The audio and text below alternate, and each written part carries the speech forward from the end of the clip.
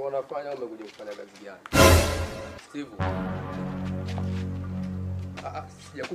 Sijakupa adhabu. Ulikuwa wapi?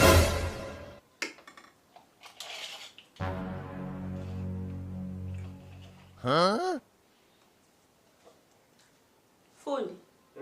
Bado tu mpaka sasa hivi. Unataka nibaini mwana tatizo ndio nikwambia solution. Cha kwanza hii TV imekosewa.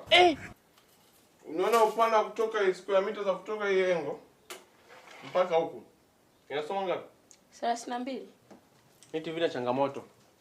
Na changamoto kwanza imekosewa. Hii itakuwa inchi 32A, si ndio? Hii itakuwa inchi 32A. Huwa zina matatizo sana. Inchi 32B ndio huwa ni OG. Hii umepigwa.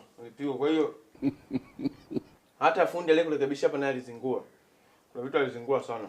Kwenye kufunga hii, unaona hii paneli.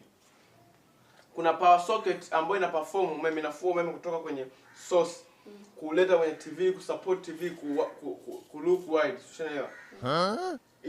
Ameichanganya akaimix, kwa hiyo inashindwa kuperform in well way. Fundi, huwa yasio kingamuzi? Una kingamuzi?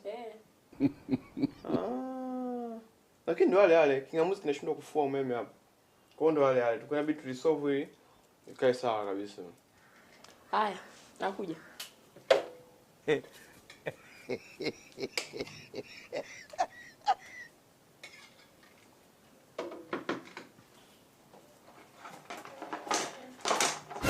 Hivyo Sonia, una akili kweli? Una akili timamu kwenye kichwa chako? Mimi nimefanyaje?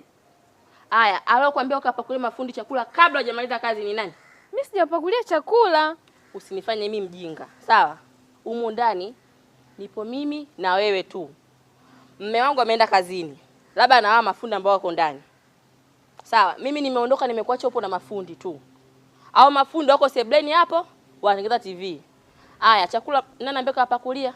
Sijawapa chakula dada. Hata uende ukawaulize. Sasa unasikia?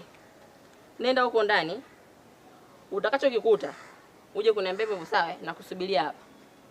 Sawa. Sijapakulia. Nenda. Haya bwana. Sivacha ujingasi. Kapita hapa. Nani? Nalitania. Ndakuzibua kwenye hiyo mbomo. Steve Nandaro.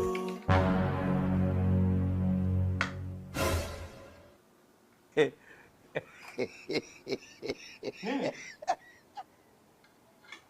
Wewe una kazi za kufanya au?